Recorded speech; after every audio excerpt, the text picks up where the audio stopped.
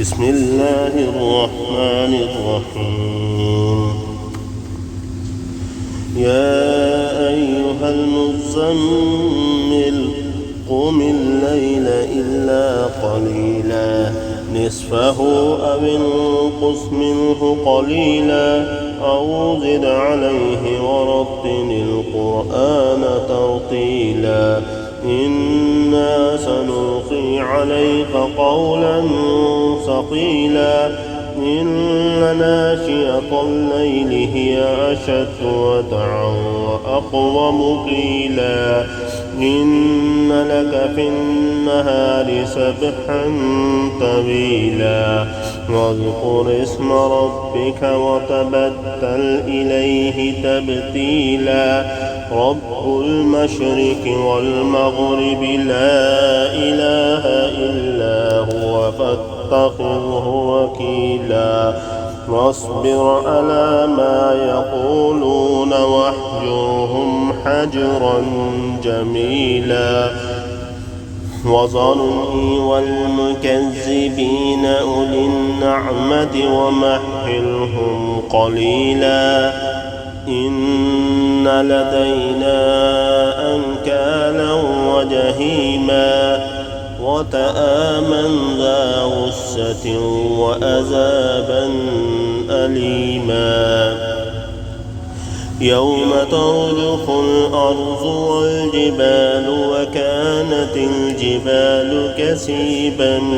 مهيلا إنا أرسلنا إليكم رسولا شاهدا عليكم كما أرسلنا إلى فرعون رسولا فأسى فرعون الرسول فأخذناه أخذا وبيلا فكيف تتقون إن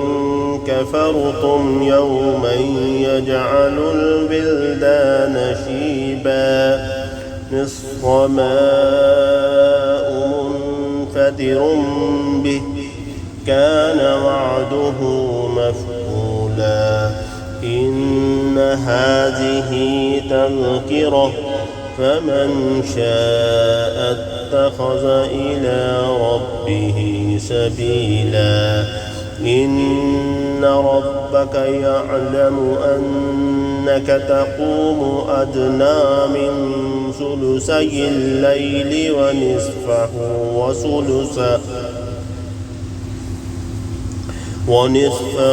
وثلثه وطائفة من الذين معك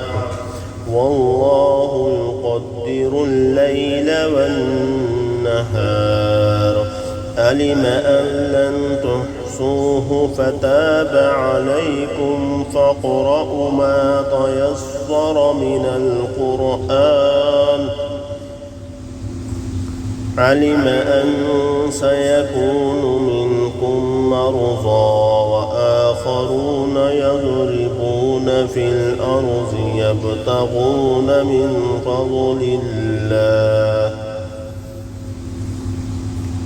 يبتغون من فضل الله وآخرون يقاتلون في سبيل الله فاقرؤوا ما تيسر منه وأقيموا الصلاة وآتوا الزكاة وأقرضوا الله قرضا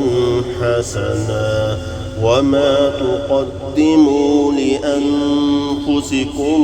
من خير تجدوه عند الله هو خيرا وأعظم أجرا واستغفروا الله